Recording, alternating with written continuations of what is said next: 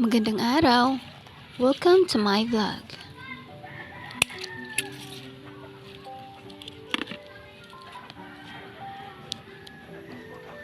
These are my sweet basil. Yun kasi ang nakatatak dun sa binili ko. Sweet basil daw to. Kaya lang, parang hindi naman siya sweet. Siguro basil lang. Nagkakat ako para itanim. Mabango yung scent niya, tsaka medyo maanghang.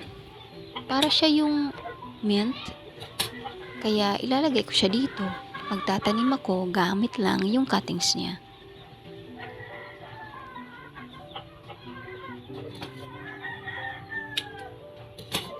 Maganda siya ilagay dun sa mga lababo kasi parang refreshing yung amoy niya. Alam niyo pag may ubo kayo o kaya sipon, pwede niyo siyang nguyain kasi pag kinain niyo kasi yung dahon niya para siyang menthol candy. Parang snowbird ba?